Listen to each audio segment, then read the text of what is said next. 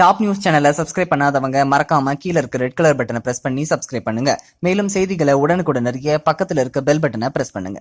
விமானங்களின் பறக்கும் உயரத்தை கண்டு ரசித்த நாம் விமானங்களில் ஜன்னல்கள் ஏன் கோள வடிவில் உள்ளது என சிந்தித்ததுண்டா? ஜன்னல்கள் பொதுவாக பஸ், கார் உள்ளிட்டவற்றில் சதுரமாகவோ அல்லது செவ்வக வடிவிலோ இருக்கும்.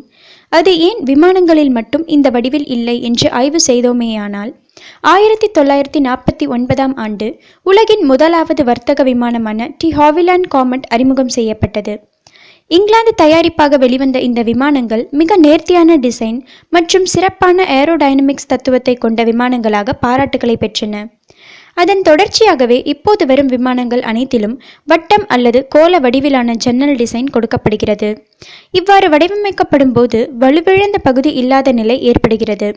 இதனால் வெளிப்புற காற்றழுத்தம் ஜன்னல்களில் அதிக பாதிப்புகளை ஏற்படுத்தாது. அறிமுகம் செய்யப்பட்டு வர்த்தக ரீதியிலான சேவையில் இருந்த 2 டி ஹாவிலாண்ட் காமெட் விமானங்கள் நடுவானில் வெடித்து ஏன் விபத்துக்குள்ளாக வேண்டும் என்று ஆராய்ந்ததில் 2 விமானங்களிலும் ஜன்னல்களில் வெடிப்பு ஏற்பட்டு விமானம் விபத்தில் சிக்கியது தெரியவந்தது. அந்த விமானங்களில் சதுர வடிவில் இருந்த ஜன்னல்கள் தான் விபத்து ஏற்படுவதும் தெரியவந்தது. வினா என்றிருந்தால் விடை இருக்கத்தானே செய்யும். அதிக காற்றழுத்தம் கொண்ட பகுதிகளில் பறக்கும்போது ஜன்னல்களில் 4 முனைகள் வெளிக்காற்று அழுத்தத்தை தாக்குப்பிடிக்க முடியாத நிலை இருப்பதை விமான தயாரிப்பு துறை நிபுணர்கள் கண்டறிந்தனர். எனவே ஜன்னல்களில் கூர் முனை இல்லாத வகையில் வட்ட வடிவிலும் கோள வடிவிலும் உருவாக்க முடிவு செய்தனர்.